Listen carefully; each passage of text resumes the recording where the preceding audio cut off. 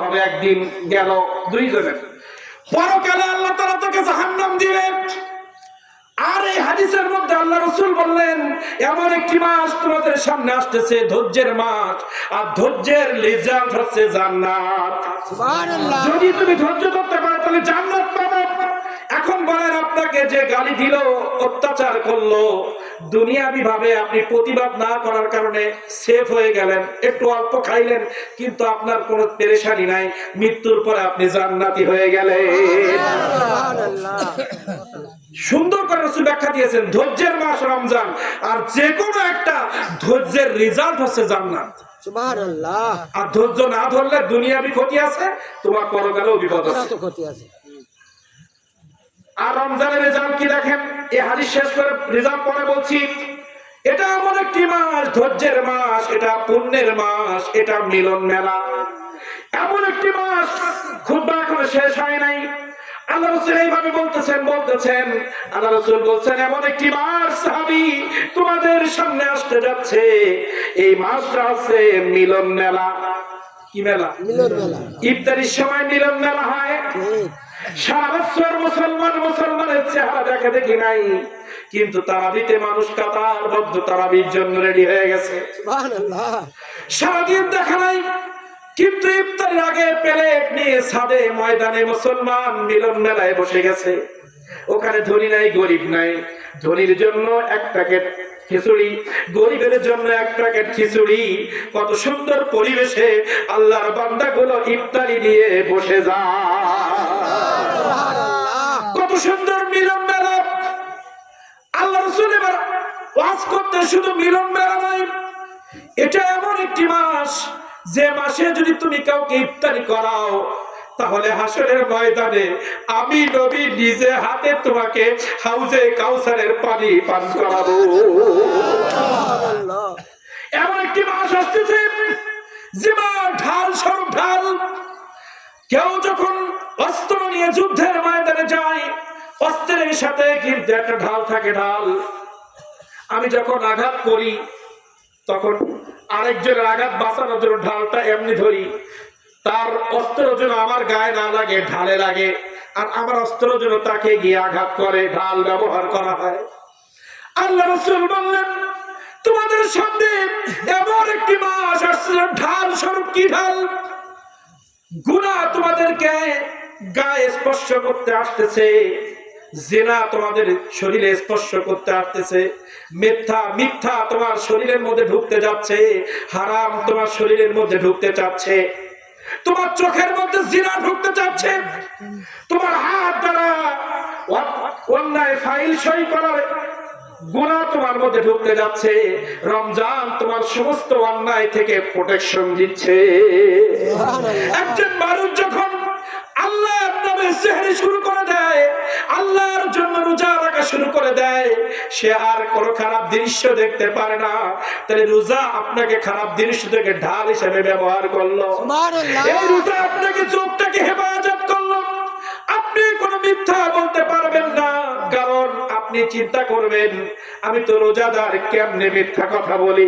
আপনি কিন্তু বিড়ি টানতে পারবেন না, কারণ আমি কেমনে বিড়ি টানি, আমি তো রোজাদার। আমাকে কেউ গালি দিচ্ছে, আমি ঢাল ব্যবহার করলাম, বাবা তুমি আমাকে গালি দিও না, আমি রোজাদার। কেউ আমাকে খাওয়ার জন্য ডাকতেছে, আসো একসাথে খানা খাই, আপনি বলতে পারবেন না আমি রোজাদার, আমি খানা খাইব না। তাহলে রোজা আপনাকে খানা খাওয়া থেকে বাঁচাইলো। ঢাল বোঝাচ্ছি, ঢাল সমস্ত অন্যায় কাজ থেকে রমজানুল মুবারকে রোজা আমাদেরকে বাঁচাইছে। এজন্য আল্লাহ রাসূল বললেন, রোজা হচ্ছে ঢাল। কিসের ঢাল? অন্যায়কে তোমার শরীরে স্পর্শ করতে দিবে না। এই রমজান ঢাল হিসেবে অন্যায়ের সামনে দাঁড়িয়ে যাবে। এই রমজান হচ্ছে ঢাল। এইবার আল্লাহ রাসূল বললেন, শুধু ঢাল নয়, এই রমজানুল মুবারকের 30টা দিন, প্রথম 10 দিন হচ্ছে রহমত, অগণিত রহমত বর্ষণ হতে থাকবে। সুবহানাল্লাহ। এই রমজান এমন একটি মাস, মাঝখানের 10 দিন মাগফিরাত, হাজার লক্ষ লক্ষ কোটি কোটি মানুষগুলোকে আল্লাহ ক্ষমা করে দিবেন। সুবহানাল্লাহ।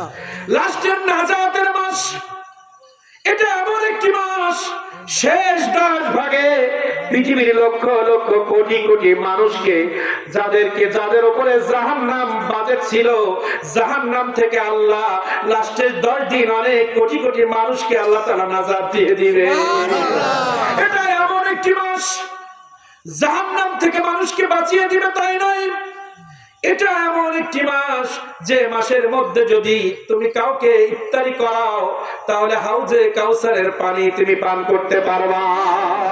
হাসরের ময়দানে পানি পানি করে যখন আমাদের জীবনটা বেরিয়ে যাবে, সূর্যের তাপে আমাদের জিহ্বাটা নাভি বরাবর বেরিয়ে আসবে, আমি যদি গুনাহগার হই কেউ আমাকে পানি দিবে না। আমার রাসূল বললেন এক ঢোক, এই কাপের এক কাপ নয়, এক ঢোকের মধ্যে যতটুকু পানি খাওয়া যায়, আমার রাসূল বললেন আমি এক ঢোক হাউজে কাউসারের পানি তোমার কাছে পৌঁছায় দিব।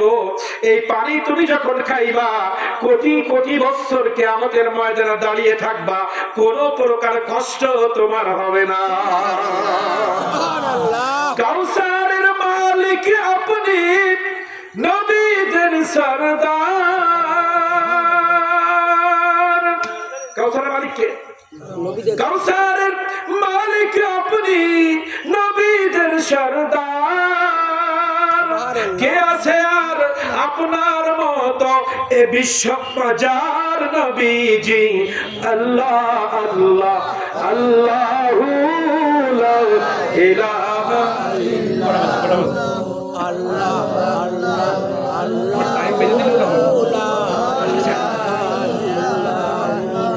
আল্লাহ আল্লাহ আল্লাহ।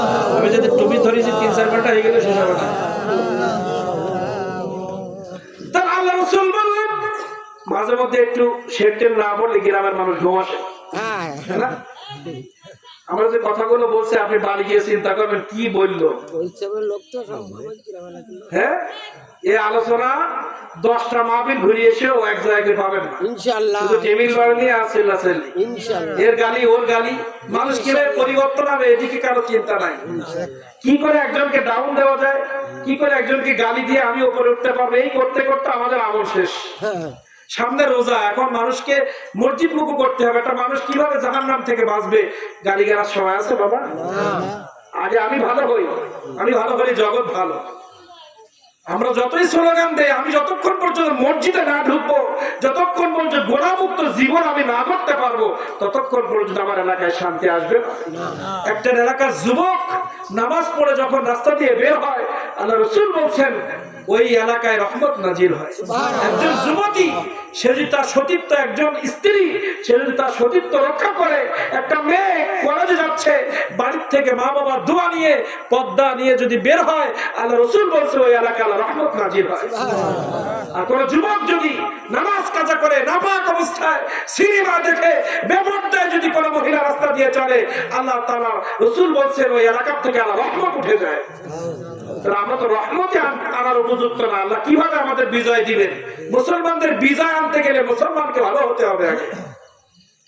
আমি ভালো হলে আমার এলাকায় বিজয় আসবে। বিজয় আমাদের আমলের উপরে নির্ভর করছে, বিজয় কেউ ঠেকাতে পারবে না। আমি পার্সোনালি উদ্যোগ নেই, আমি ভালো হব। আমি ভালো হলে আমার আশপাশে আরো 10 জন ভালো হয়ে যাবে। আল্লাহ রাসূল বললেন রমজানুল মুবারক। এখন সাহাবায়ে কেরাম বললেন হে আল্লাহর রাসূল, তৃপ্তি সহকারে খাওয়ানোর মতো আমার কাছে তো কোনো খাবার নাই, আমি কেমনে ইফতারি করাবো? আপনি এমন ফজিলতের কথা বলতেছেন, আমার তো মন চাচ্ছে পৃথিবীর সবথেকে দামি খাবার নিয়ে বসে যায় রাস্তার পাশে। আপনি সৌদি আরবে যান, আমি তো যেতে পারি না, শুনেছি সৌদি আরবের কোন মানুষ যদি ভিন্ন দেশের কোন মানুষ পায়, ইফতারি করানোর জন্য সে পাগল হয়ে যায়। কারণ সে জানে আমার নবীজি বলেছেন কাউকে যদি তৃপ্তি সহকারে ইফতারি করাইতে পারো, আল্লাহ রাসূল তাকে নিজ হাতে হাউজে কাউসারের পানি পান করাবে। যে হাউজে কাউসারের এক ঢোক পানি যদি কারোর শরীরের ভিতরে ঢোকে, আল্লাহ রাসূল বলেছেন কিয়ামতের মাঠের বয়স যদি 1 কোটি বছর হয়, 1 কোটি বছর ধরে তোমার শরীরের ভিতরে কোনো ক্ষুধা লাগবে না, তোমার ভিতরে কোনো ক্লান্তি আসবে না। যে এক ফোঁটা পানির জন্য গুনাহগাররা চিৎকার দিবে হাসরের ময়দানে, আল্লাহকে বলবে আল্লাহ আমি 50 বিঘার জমির মালিক ছিলাম, আমি দেশের প্রেসিডেন্ট ছিলাম, আমার প্রেসিডেন্টের চেয়ারটা আমি তোমাকে দিলাম, আমার 50 বিঘার দলিলটা আমি তোমাকে দিতে চাই, আমার অনেক টাকা ছিল সব টাকা তোমাকে দিতে চাই, আমার জীবনের সব আমলগুলো তোমাকে দিতে চাই, আমার আমলের বিনিময়ে তুমি আমার এক ঢোক পানির ব্যবস্থা করো। يوم يفر المرء من أخيه وأمه وأبيه وصاحبته وبنيه। পৃথিবীর জমিনে যে স্ত্রীর জন্য, ভাইয়ের জন্য, সন্তানের জন্য আমি আল্লাহ থেকে দূরে সরে গিয়েছি, আমি রমজান থেকে যে স্ত্রীর কারণে, সন্তানের কারণে দুনিয়ার মোহে পড়ে আমি রমজানের রোজা রাখলাম না, নামাজ পড়লাম না, হাসরের ময়দানে আল্লাহ বললেন ওই যাদের কারণে তুমি আমার নামাজ পড়ো নাই, আমার দেওয়া রোজা তুমি রাখো নাই, হাসরের ময়দানে ওরাই তোমার থেকে আগে পালিয়ে চলে যাবে। ওখানে বলবো হে ব্যাংকের 10 লাখ টাকা আসো, আমাকে এক ঢোক পানি দাও টাকার বিনিময়ে। টাকা অজগার সাপ এসে বলবে তুমি তো দুনিয়ায় যেমনে খুশি তেমনে তুমি খরচ করেছো, আজকে আমি সাপ হয়ে গেছি, টাকা নেই। 50 বিঘা জমি জন্তুতে পরিণত হয়ে এসে বলবে আমি এখন জানোয়ার হয়ে গেছি, কারণ তোমার টাকার ভিতরে সুদের ঘুষের গন্ধ ছিল, অন্যায় সম্পদ, এখন আর টাকা নাই, এটা অজগারে পরিণত হয়েছে। আমার স্ত্রীকে বলবো তোমার জন্য তো আমি অনেক কষ্ট করেছি, তুমি একটু আমার জন্য পানির ব্যবস্থা করো। স্ত্রী বলবে তোমাকে চিনি না, এ সন্তান তোকে একটু ভালো লেখাপড়া করানোর জন্য, ভালো স্কুলে পড়ানোর জন্য আমি আমার জীবন দিয়ে দিয়েছি, তুই একটু আমার এক গ্লাস পানির ব্যবস্থা কর, বাবা তোমাকে চিনি না। ভাই বলবে তোমাকে চিনি না, দুনিয়ায় সবাই আমাকে পর করে দিবে, আপন করবেন রাহমাতুল লিল আলামিন। যে নবীকে গালি দিয়েছি, যে নবীকে স্বার্থের কারণে আমাদের মতো বলেছি, যে নবীকে স্বার্থের কারণে আমার ভাইয়ের কাতারে নিয়ে এসেছি, নাউজুবিল্লাহ, যে নবীকে স্বার্থের কারণে, দুনিয়ার দলের কারণে, স্বার্থের কারণে যে নবীকে আমি আমাদের কাতারে নিয়ে এসেছি, যে নবীকে আমি গালি দিয়েছি, নামাজ পড়ি নাই, নবী সুন্নাত মুখে উঠাই নাই, সেই নবী এসে বলবে বান্দা উম্মত আসো। আর যাদের কারণে দাড়ি কাটলাম, যাদের কারণে খুশি করতে গিয়ে আমার নবীকে কষ্ট দিলাম, হাসরের ময়দানে সূরা আবাসা বলছে হাসরের ময়দানে তারাই তোমার থেকে পালায়ন করবে, আর যাকে গালি দিয়েছো সারা জীবন সে তোমাকে বাঁচানোর জন্য আমার কাছে বারবার চেষ্টা করবে। সুবহানাল্লাহ, সুবহানাল্লাহ। যাকে তুমি দুনিয়ার পার করে দিয়েছো, যে নবীর সুন্নাত তোমাকে জান্নাত পর্যন্ত নিয়ে যাবে, আমি ঘোষণা দিয়েছি মা আতাকুম রাসূল ফাখুযু ওয়া মা নাহাকুম আনহু ফান্তাহু। আমার নবীর সুন্নাত যদি আঁকড়ে ধরতে তোমাকে জান্নাত পর্যন্ত আমি পৌঁছায় দিতাম, সেই নবীকে তুমি পার করে যাদেরকে তুমি আপন করেছো তারা আজকে সবাই তোমার থেকে পলায়ন করলো, আর যাকে পার করে দিয়েছো তিনি যদি শাফাআত না করে কোনো কাজ হবে না, কোনো কাজ হবে না। তাহলে সাহাবারা যখন বললেন আমাদের তো টাকা পয়সা নাই, হে রাসূল ইফতারি কি করে করাবো, রাসূল সাল্লাল্লাহু আলাইহি ওয়াসাল্লাম এক গ্লাস পানি দিয়েও যদি তুমি করাও, সুবহানাল্লাহ, একটা খুরমা নাই তোমার বাসায়, একটা খুরমা দিয়ে একজনকে ইফতারি করাও, সে সারাদিন রোজা রাখার কারণে যে সওয়াব হয়েছে তার তো হবে, আর একটা রোজাদারের সওয়াব তোমার আমল নামায়। সুবহানাল্লাহ। এখন যদি আপনি 100 জনকে খাওয়ান, এই যে আমরা মসজিদে ইফতারি দেই, এখানে মসজিদে কিন্তু 100 লোক বসে, কিন্তু আমরা পার্টিসিপেট করি, কিন্তু আমার পরিবারের থেকে আজকে ইফতারি দেওয়া হবে, আমার পরিবারের থেকে ইফতারি দিয়েছি, কিন্তু খাইছে 100 জন, 100টা রোজার সব আমার পরিবারের সদস্যরা আমার নামায় চলে আসে। সুবহানাল্লাহ, কত নেকি ইফতারি করানো। কিন্তু ইফতারির জায়গায় আমরা গড়িমসি করি, খিচুড়ি, এমন খিচুড়ি দিয়ে পেট খারাপ হয়, গ্যাস হয়, একটু ভালো মানের ইফতারি করানো যায় না। এত বরকতের ইফতারি আমরা খিচুড়ি দিয়ে তো শেষ করে ফেলাইছি। একটু ফল, ঠান্ডা জিনিস, সব থেকে ইজ্জত পাইনি। ইফতারির জায়গায় খরচ করবেন। হাউজে কাউসার, যে কাউসারের এক ঢোক পানি, পৃথিবীর সম্পদ সব যদি আল্লাহকে দিতে চান আপনাকে দিবে না, কিন্তু আপনি 20,000 টাকার ইফতারি যদি বছরে করান, এই ইফতারির কারণে 20,000 টাকা কি 10,000 টাকার ইফতারির কারণে আপনি কোটি কোটি টাকা দিয়ে যে কাউসারের পানি পাবে না, আপনাকে আল্লাহ সেটা দিবেন। সুবহানাল্লাহ। কিন্তু যে লক্ষ লক্ষ টাকা আমরা সমাজে খরচ করছি, যার কোনো রিজার্ভ নাই, আর যার কারণে আমি 30 না মিটে যাবে, তার জন্য আমাদের কোনো জল্পনা কল্পনা নেই।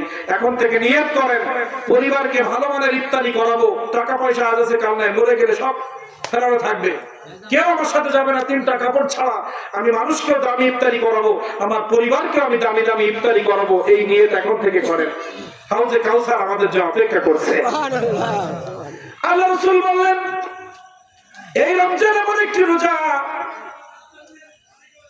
আসিয়ামু ফারহাতান ফারহাতুন ইনদা লিকাই রাব্বিহ, লিসাইমি ফারহাতান। খুব খেয়াল করবেন, কে কথা আছে নাকি এখানে? কোনো সমস্যা? না তো। কোনো সমস্যা? আপনারা শুনবেন? হ্যাঁ, ইনশাআল্লাহ। কে কে শুনবেন? হাত তুলে দেন। ইনশাআল্লাহ। তেজ আছে তো? ভালো লাগছে? হ্যাঁ। তাহলে দামি কথা, দামি কথা। এই যে রাসূল কারীম সাল্লাল্লাহু আলাইহি ওয়াসাল্লাম শাবানের শেষে যে খুতবা দিয়েছেন, মোটামুটি প্রত্যেকটা বিষয় অল্প অল্প টাচ হয়ে গেছে। আর 2টা হাদিস বলে আমি একটু সবরেসানের দিকে যাব। ঠিক আছে, শর্টে মেরে দিচ্ছি। রোজা সম্পর্কে আল্লাহ রাসূল বললেন, লিসাইমি ফারহাতান ফারহাতুন ইনদা ফিতরিহি ওয়া ফারহাতুন ইনদা লিকাই রাব্বি। এখানে 2টা কথা। কয়টা কথা? লিসাইমি, রোজাদারের জন্য। লি মানে জন্য, সাইম মানে রোজাদার। লিসাইমি, রোজাদারের জন্য। আমি কিন্তু বুখারী শরীফের হাদিস বলছি, মিশকাত শরীফ থেকে আজকে ডাইরেক্ট পড়ে তা আপনাকে জানাচ্ছি, কোনো কথা বানানো কথা নয়। লিসাইমি, রোজাদারের জন্য, ফারহাতান, 2টা পুরস্কার। ফারহাতান শব্দের অর্থ কি? পুরস্কার। ফারহাতান, 2টা পুরস্কার। কি কি পুরস্কার? লিসাইমি ফারহাতান, ফারহাতুন পুরস্কার, ইনদা ফিতরিহি ওয়া ফারহাতুন ইনদা লিকাই রাব্বিহ। ফিতরিহি মানে ইফতারি এবং ঈদের দিনের ঘোষণা, আর লিকাই রাব্বিহি মানে রোজাদারের সাথে আল্লাহ কিয়ামতের ময়দানে ডাইরেক্ট সাক্ষাৎ করবে। সুবহানাল্লাহ। লিসাইমি ফারহাতান, রোজাদারের জন্য আল্লাহ তাআলা 2টা পুরস্কার রেখেছেন, ফারহাতুন ইনদা ফিতরিহি ওয়া ফারহাতুন ইনদা লিকাই রাব্বি। আল্লাহ রাসূল বললেন, ফিতরিন মানে পুরস্কার, ফিতরিন মানে পুরস্কার, ফারহাতুন ইনদা লিকাই রাব্বিহ, আর আল্লাহর সাথে সাক্ষাৎ দ্বিতীয় পুরস্কার। আর প্রথম যে ফিতরের কথা বলা হয়েছে, এটা হচ্ছে ইফতারির সময়। কি সময়? ইফতারির সময়। ইফতারির সময় সারাদিন না খাওয়ার কারণে আমাদের গালের ভিতরে একটা গন্ধ তৈরি হয়। কি গন্ধ তৈরি হয়? সারাদিন না খাওয়ার পরে আমাদের যে গালের ভিতরে গন্ধ তৈরি হয়, আমার পাশের লোক কথা বললে বলে, ভাই একটু দূরে সরো। আল্লাহ রাসূল বললেন, ওই গন্ধটা আল্লাহ তাকে মিস্ক, হাদিসি শব্দ কি? মানুষ বলে গন্ধ, আর আল্লাহ তাআলা বলছে আমার জন্য রোজা রেখেছে ওই ব্যক্তির মুখের দুর্গন্ধ মিস্ক, আমার কাছে মনে হচ্ছে মিস্ক আম্বার। সুবহানাল্লাহ। আমার বান্দাদের মুখের গন্ধে মানুষ চলে যায়, কিন্তু ওই গন্ধটা আমার নাকে আসছে। আমার রোজাদার বান্দা পুরো জামে মসজিদে তারা ইফতারি নিয়ে বসে গেছে, তাদের মুখের দুর্গন্ধ আরেকজন সহ্য করতে পারছে না, কিন্তু আমি আরশে আজিম থেকে ঘোষণা দিচ্ছি, পুরো রোজাদারের মুখের গন্ধ আমার নাকে আসতেছে, আমার নাকে আসতেছে। এটা মিস্কের থেকে আরো সুগন্ধ, আরো সুগন্ধ। সুবহানাল্লাহ। নারায়ে তাকবীর। আল্লাহু আলা রিসালাহ। মিলাদুন নবী। আল্লাহ রাব্বুল আলামিনের ঘোষণা, সাতক্ষীরার মানুষ, ঢাকার মানুষ, খুলনার মানুষ, বাংলাদেশ সহ মুসলিম কান্ট্রির আমার বান্দি যারা আছে, মা বোনরা ভালো করে শুনবেন, যুবতী বোনেরা যাদের রোজার বয়স হয়েছে তোমরা শোনো, শুধু এখানে যারা পুরুষ তাদের জন্য না, রোজা মা বোনদের জন্য। কোন বান্দা বান্দি, সাতক্ষীরার জমিনের বান্দিরা, সাতক্ষীরার জমিনের বান্দারা, তোমরা শোনো, সারাদিন রোজা রাখার পরে ইফতারি সামনে নিয়ে তোমার মুখের মধ্যে যে দুর্গন্ধ তৈরি হয়েছে, ওই দুর্গন্ধটা প্রত্যেক ব্যক্তির গন্ধ আমি আল্লাহ আমার নাকে আসতেছে, আমার নাকে আসতেছে। পৃথিবীর মানুষ ওই গন্ধ শুকলে বলবে দুর্গন্ধ, কিন্তু আরশে আজিম থেকে আমি আল্লাহ ঘোষণা দিলাম এটা তোমার দুনিয়াবি পুরস্কার, সেটা হচ্ছে তোমার গন্ধ আমার নাকে আসতেছে। ও আব্দুল্লাহ, আব্দুর রহমান, ও সবর, আব্দুল সবর, ও আব্দুল গফফার, বাহাদুরপুর জমিদার আমার বান্দা, তোমার রোজা রাখার কারণে ইফতারির সময় তোমার মুখের মধ্যে যে দুর্গন্ধ, আল্লাহ আমি আল্লাহ আমার কাছে সেটা মিশক আম্বরের থেকে আরো সুগন্ধ লাগতেছে। তাহলে এটা একটা পুরস্কার না? যে গন্ধটা আল্লাহ আসমান থেকে বলছে আমার কাছে সুগন্ধ। আরেকটা ব্যাখ্যা হচ্ছে ঈদের ফিতরের দিন যারা সারা মাস রোজা রাখার পরে ঈদগাহে হাঁটে, রহমতের ফেরেশতারা আমাদের জন্য হাই হ্যালো, আমাদের জন্য জান্নাতের ঘোষণা নিয়ে রাস্তার দুই সাইডে দাঁড়িয়ে যায় এবং ঈদের মাঠে পৌঁছানোর সঙ্গে সঙ্গে জান্নাতের সার্টিফিকেট ধরিয়ে দেয়। আমরা দেখতে পাই না সেটা, কিন্তু আমাদের জন্য সার্টিফিকেটের ঘোষণা ঈদের মাঠে, ইনশাআল্লাহ। এটা একটা পুরস্কার রোজাদারের জন্য। রোজাদারের জন্য দুইটা পুরস্কার। ইফতারির সময় দুর্গন্ধ আল্লাহ বলছে আমার নাকে লাগতেছে সুগন্ধ, আর ঈদুল ফিতরের দিনে একটা সুসংবাদ, সেটা জান্নাতের সার্টিফিকেট প্রত্যেকটা তোমাদের জন্য লেবেলিং করে রাখা হচ্ছে, হাজারের মাঝে গিফট করা হবে। সুবহানাল্লাহ। আর ওয়াফারহাতুন ইনদা লিকাই রাব্বিহি, আরেকটি পুরস্কার হচ্ছে হে আমার মুহাম্মদের উম্মত তোমরা শুনে রাখো, আমি নবী মুহাম্মদ রাসূলুল্লাহকে এত বেশি ভালোবাসি, তাদেরকে আমি সাজানো গোছানো 30টা রোজা দিয়েছি, যেটা অন্য কোন নবীকে আমি দেই নাই। একেবারে প্যাকেজ করা সাজানো গোছানো। আমি অন্য কোন নবীকে একটা রাত্রে জাগলে এক রাত ইবাদত করলে 1000 বছর ইবাদতের সওয়াব হবে, এটা আমি অন্য কোন নবীকে দেই নাই। কিন্তু আমার নবীকে আমি মুহাম্মদুর রাসূলুল্লাহ সাল্লাল্লাহু আলাইহি ওয়াসাল্লামকে আমি এত বেশি ভালোবাসি, এত বেশি ভালোবাসি, আমি তার প্রেমে পড়ে আমি রমজানের মধ্যে এমন একটি রাত দিয়ে দিলাম যে রাতের মর্যাদা অন্য অন্য মাসের 1000 মাসের থেকে আরো বেশি দামি, যে কোন নবীকে আমি দেই নাই। মুসা আলাইহিস সালাম বারবার আমাকে বলেছেন রব্বি আরিনি, আল্লাহ আমাকে দেখা দাও, আমি দেখা দেই নাই।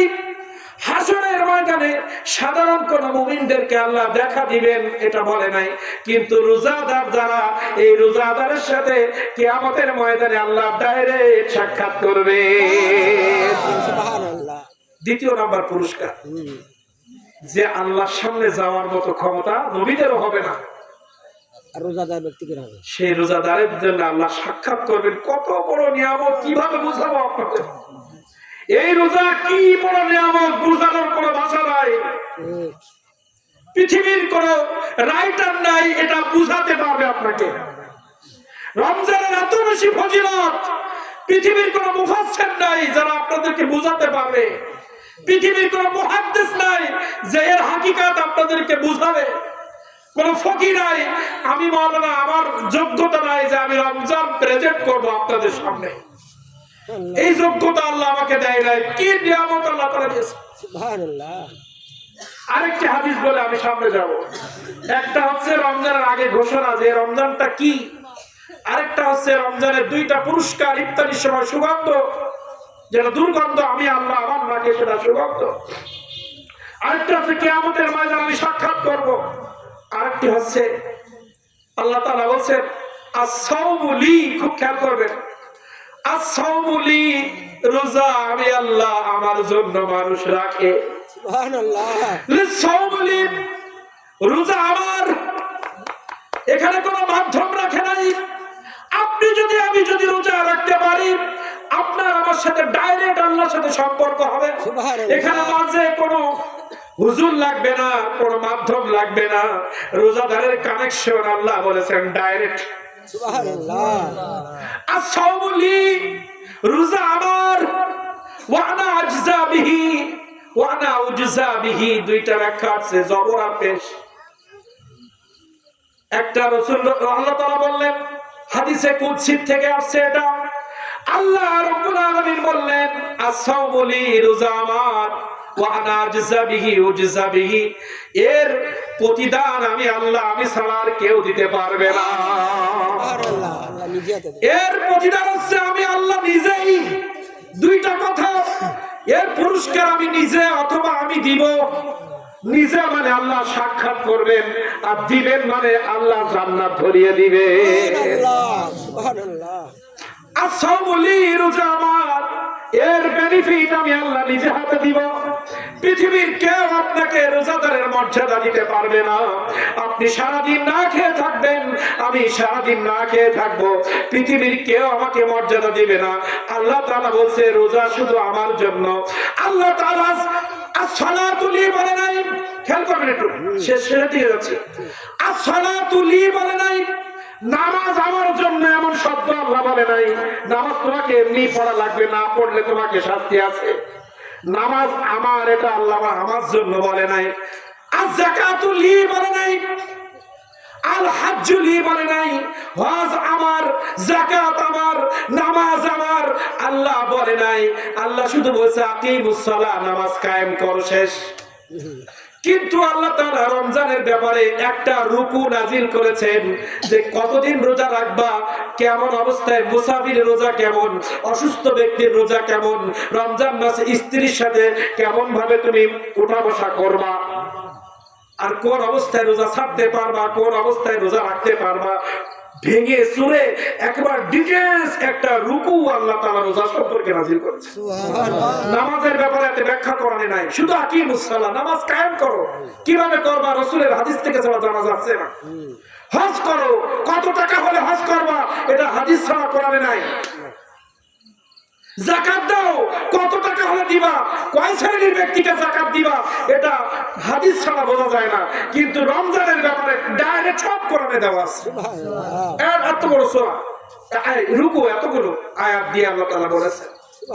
কি মহব্বত! এজন্য রোজা সম্পর্কে আল্লাহ তাআলা বলেন আসসাওমু লি, রোজা আমার, এর প্রতিদান আমি নিজে হাতে বান্দাদেরকে দিব। কারণ নামাজ আমার বলি না কেন, নামাজ মানুষ দেখানোর জন্য পড়া যায়, যাকাত মানুষ দেখানোর জন্য দেয়। আমি এখানে 1000 লোক খাড়া করে শাড়ি লুঙ্গি দিয়ে ভিডিও ক্লিপস করে দেখানো হবে উমুক যাকাত দাতা। বড় গরু কুরবানি করে মানুষকে দেখানো যায় আমি এত বড় গরু কুরবানি দিয়েছি। এখানে রিয়া আসে, অহংকার আসে, নামাজের মধ্যে অহংকার আসে। আমার পিছনে একজন, আমি সামনে এত বড় সিজদা করছি, মানুষ যেন বলে আমি খুব ভালো নামাজি। ফকর আসতে পারে। হজের মধ্যে ফকর কি? আমি হজ করতে গেলে হজরতে ফিরে আসার পরে হাজী সাহেব আসসালামু আলাইকুম, হাজী আসসালামু আলাইকুম, হাজী আসসালামু আলাইকুম, মানুষ আমাকে হাজী সাহেব বলে সালাম দিবে, এই জন্য হজে যায়, এমন নিয়ত করা সম্ভব হয় মানুষের মধ্যে। কিন্তু রোজাটা মানুষের দেখানোর জন্য রাখা যায় না।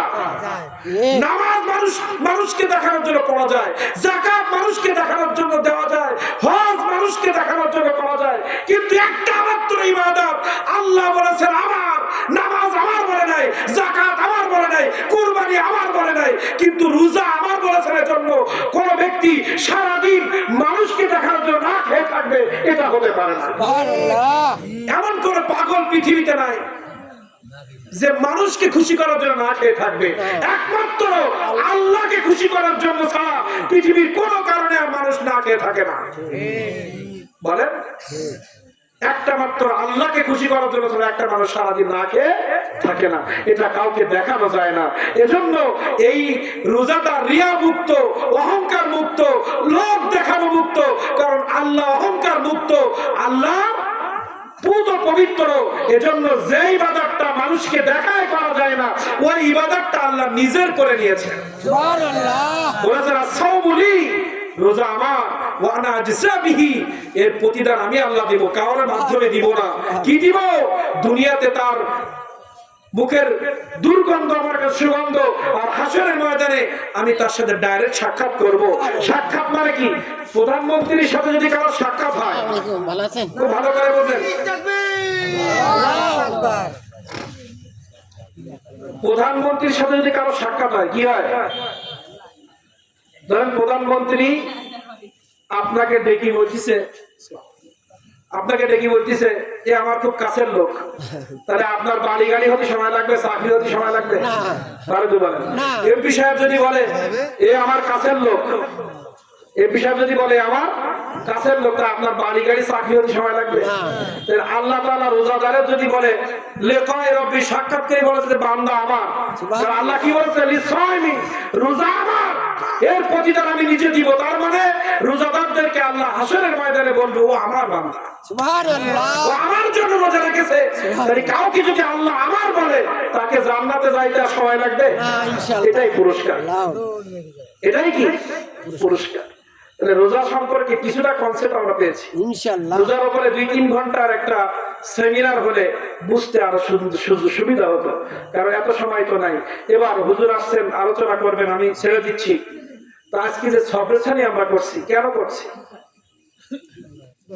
একটা সন্তানের জন্য পিতামাতার উপরে দায়িত্ব কয়টা জানেন টোটাল কোরআন হাদিস ঘেটে ঘেটে দেখা যাচ্ছে 12, 13, 14টা দায়িত্ব আমাদের আছে যেটা সম্পূর্ণ হাদিস এবং কোরআন সম্মত কেমন একটা পিতামাতা যখন বেঁচে থাকে তখন দায়িত্ব কি পিতামাতার প্রথম কাজ হচ্ছে পিতামাতাকে সম্মান করা শ্রদ্ধা করা কি করা সম্মান করা শ্রদ্ধা করা শ্রদ্ধা যদি না করেন একটা হক নষ্ট করলেন আরেকটা আছে জীবন দিয়ে তাদেরকে ভালোবাসা জীবনের বিনিময় মানে সব থেকে বেশি প্রেম করা তাদের সাথে কিন্তু আমাদের জীবনের সব প্রেম বাইরে ছড়াই গেছে কিছু প্রেম বন্ধু কিছু প্রেম বান্ধবী কিছু প্রেম শাশুড়ি কিছু প্রেম শ্বশুর কিছু প্রেম শালা আর আর কিছু বউ আর মার বেলায় নেই প্রেম ভাগ হয়ে গেছে প্রেম কি মার কাছে আর নেই কিন্তু 100% প্রেম করার কথা ছিল আর মা বাবাকে অনেক কথা আমি যদি মা বাবার উপরে এখন কথা বলি আপনি চোখ বন্ধ করতে পারবেন না ইনশাআল্লাহ ঠিক ঠিক কয়েকটা আয়াত আর কয়েকটা হাদিস দিয়ে কথা বলে 1-2 ঘন্টা আপনারা বুঝতে সুবিধা হতো তো মা বাবা সম্পর্কে বলা হচ্ছে সংক্ষেপে কথা বলছি তাহলে ভালোবাসার কথা ছিল কাকে মা বাবাকে অনেক হাদিস পড়ে আসছিলাম তাহলে আমরা ভালোবাসতে পারছি না ভালোবাসা বিলীন হয়ে গেল তারপরে তাদেরকে কি করা সম্মান করা ভালো ভালো ভাষা দিয়ে তাদের অকুল্লাহুমা কওলান কারীমা মা বাবার সাথে সুন্দর সুন্দর ভাষায় কথা বলা তারপরে কি মা বাবা বৃদ্ধ হয়ে গেলে তাদের সেবা যত্ন করা এবং সর্বোচ্চ তাদের পিছনে খরচ করা কি করা সর্বোচ্চ তাদের পিছনে খরচ করা এবং তাদের সাথে দৈনিক সাক্ষাৎ করা রাসূল কারীম সাল্লাল্লাহু আলাইহি ওয়াসাল্লাম বললেন আর সুত্তাল দেওয়ার সময় নেই সংক্ষেপে বলছি রাসূল কারীম সাল্লাল্লাহু আলাইহি ওয়াসাল্লাম বলছেন রাতের বেলা যে ব্যক্তি মা বাবার দোয়া নিয়ে ঘুমায় গেল মা বাবার পায়ে হাতে সালাম করে মা তোমার শরীরটা ভালো বাবা আমার শরীরটা ভালো এই খোঁজ খবর নিয়ে যে ব্যক্তি ঘুমায় গেল সকালবেলা মা চেহারার দিকে একটু মুচকি হাসি দিয়ে সে এমপি হোক মন্ত্রী হোক চেয়ারম্যান হোক দিন মজুর হোক সে যে শ্রেণীর মানুষ হোক যদি মার সাথে একটু ভাব দিয়ে কথা বলে বেরিয়ে যায় আর মা যদি একবার জবানে বলে বাবা তুমি যাও আল্লাহ তোমার উপরে বরকত দান করুক আল্লাহ তোমার মঙ্গল করুক এই কথা বলা মানে আল্লাহ রাসূল বলছে 2টা জান্নাত তার জন্য খোলা সুবহানাল্লাহ আমরা জান্নাতের জন্য কত জায়গায় ছুটি কি জান্নাত আমার ঘরে ওয়াজা ওনারুকা ওয়া জান্নাতুকা হুমা নারুকা ওয়া জান্নাতুকা তোমার মা বাবা তোমার জান্নাত তোমার মা বাবা তোমার জাহান্নাম মা বাবার কালো মুখ জাহান্নাম মা বাবার মুখে হাসি জান্নাত সুবহানাল্লাহ আমরা এত হাদিস পড়ি আমাদের ভিতরে আমল নাই তাহলে 2টা জান্নাত কারাকারি হবে আমাদের জন্য যদি মা বাবা কি থাকে খুশি থাকে আর ইন্তেকালের পরে 5-7টা দায়িত্ব আছে প্রথম হচ্ছে ইস্তিগফার দোয়া করা দোয়া এর সম্পর্কে অনেক হাদিস আছে রাসূল সাল্লাল্লাহু আলাইহি ওয়াসাল্লামকে এক সাহাবী এসে বলেছেন অনেক অন্যায় করেছি হে রাসূল আমি অনেক অন্যায় করেছি বলছে ঠিক আছে তোমার বাবা মা বেঁচে আছে না তোমার খালা আছে যাও খালাকে খুশি করো আল্লাহ তোমারে maaf করে দিবে সুবহানাল্লাহ খালাকে খুশি করো আল্লাহ তোমাকে maaf করে দিবে এই সমস্ত হাদিস ঘেটে ঘেটে এই পয়েন্টগুলো বের করা হয়েছে যে প্রথম কাজ আছে রব্বির হামহুমা কামা রব্বায়ানি সগীরা বলে কন্টিনিউ মা বাবার জন্য দোয়া পাঠানো এটা পৌঁছায় তারপরে সওয়াব সবরসানি সব পাঠানো সেটা আপনি নিজে নিজে সূরা ফালাক থেকে নাস পর্যন্ত পড়ে পড়াতে পারেন বা এই যে সম্মিলিতভাবে আমরা সবরসানি করছি যে এটাও হতে পারে এইটাই যে মাধ্যম তা নয় এটাও একটা মাধ্যম এই যে মা বাবার জন্য কুলখানি 40 দিন মানে এক কথা মা বাবার জন্য সবসময় দোয়ার পরিবেশ তৈরি করা সেটা হচ্ছে রব্বির হামহুমা এটা তো 5 ওয়াক্ত নামাজে করবেন কিন্তু বাৎসরিক এটা সবরসানি এটাও হাদিস সম্মত এই যে আজকে করেছেন এটাও একটা মাধ্যম মা বাবা কাছে সব পাঠানো। তারপরে কি মা বাবার আত্মীয় স্বজন যারা, তাদের খোঁজ খবর নেওয়া, আমার বাবা কার সাথে মিশতেন, তারা যদি হিন্দু হয় তাদের টাকা পয়সা দিয়ে গরিব বলে সহযোগিতা করা। কিন্তু তাদের পুজোমণ্ডল অনেকে আছে কি, আমার বাবা অমুক ঠাকুরের সাথে সম্পর্ক ছিল, তাহলে যাই ঠাকুরের ওই মন্দিরে একটু মিষ্টি দিয়ে আসে। না, আমার বাবা যদি কোনো হিন্দুদের সাথে অমুসলিমের সাথে সম্পর্ক থাকে, তাদের সাথে জাস্ট কুশল বিনিময়, তাদের কোনো সংস্কৃতি আমাদের মধ্যে ঢোকাবো না, তাদের কোনো সংস্কৃতি ঢোকাবো না। দেখা হলে শুধু ভালো মন্দ, বিপদে পড়লে কিছু টাকা দিয়ে সহযোগিতা করলাম ব্যাস। কিন্তু মন্দির সাজানোর জন্য টাকা দিলে হারাম, কিন্তু যদি ওষুধ কেনা বাজার করার জন্য টাকা দেওয়া জায়েজ আছে। যদি বাবা মার বন্ধু, বাবা মার কাছের মানুষ বিধর্মী হয়, তাদের অসুখ বিসুখে তাদের টাকা দিলেও এটা ভালো। তারপরে বাবা মার বন্ধু বান্ধব আত্মীয় স্বজন যদি গরিব হয়, তাদের টাকা পয়সা দিয়ে সাহায্য করলেও সব বাবা মা পাবে। কিভাবে এটা পৌঁছাবে? বাবা মার বন্ধুদের সাথে সম্পর্ক বজায় রাখা এবং তাদের আত্মীয় স্বজনের সাথে মাঝে মধ্যে বছরে একবার দুবার খোঁজ নিয়ে, তাদের যদি আমার সামর্থ্য অনুযায়ী তাদেরকে একটু গোশ দিলাম, একটু বাজার করে দিলাম, একটু ওষুধ কিনে দিলাম, এগুলো কিন্তু বাবা মার কবরে বসে পেতে থাকে এবং আমাদের জন্য উল্টো বাবা মা দোয়া করতে থাকে। আজকে আল্লাহ তাআলা আমাদের সবাইকে কবুল করুন। এই এলাকার মানুষগুলো, যুবকগুলো যেন বাবার খেদমত করতে পারে, গুরুজনকে শ্রদ্ধা করতে পারে, ছোটদেরকে স্নেহ করতে পারে এবং আল্লাহ তাআলা আমাদের সবাইকে রমজানুল মুবারক নাজাতের ওসিলা হিসেবে কবুল করে নেন। আমিন। ওয়া আখিরু দাওয়ানা।